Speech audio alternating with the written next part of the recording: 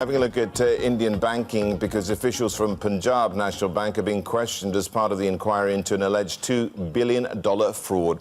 The Central Bureau of Investigation says 5 bank staff and an employee of the celebrity jeweller Nirav Modi have been arrested for conspiring to cheat the lender. Modi is said to have used fake bank guarantees to win loans. He and his family fled India before the fraud came to light last month.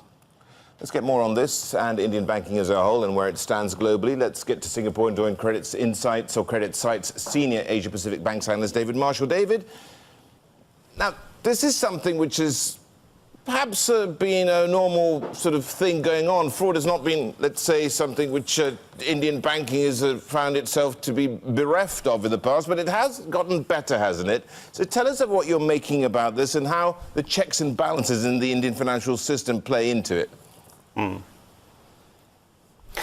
Well, when you say getting better, I mean, I think the bigger picture, in a way you could say, is that the problem the Indian banking sector has had for many years, particularly the public sector banks, is that many, large, politically well-connected borrowers have been able to take out huge loans from the banks, and frankly, they haven't always paid them back, in part because the bankruptcy laws were so weak that, defaulters could get away with it. There was this problem of sort of willful defaulters, if you like.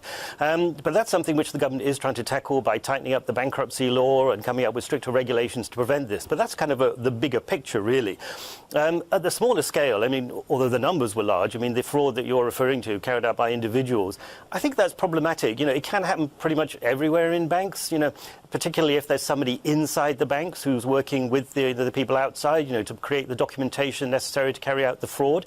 But I think it does point to weaknesses, and they're particularly in the public sector banks, And so it has raised some calls for privatization of the Indian public sector banks. Again, that's not a panacea, but I think it would be better because, when you go into one of the public sector banks in India, it really does feel like walking into a bureaucracy. They are government-owned, the staff are paid like civil servants, they're not so tightly managed as you would want them to be, as financial institutions. And they do face that problem because they're not well paid, particularly at the senior level. I guess that does partly make the staff vulnerable to corruption, but also it makes them vulnerable to being poached. So, the better staff from the public sector banks tend to go over to the private sector when the opportunity arises. So, yeah, all kinds of sort of structural issues, I guess, which are sort of resulting in management weaknesses in the public sector banks, which really do need to be addressed.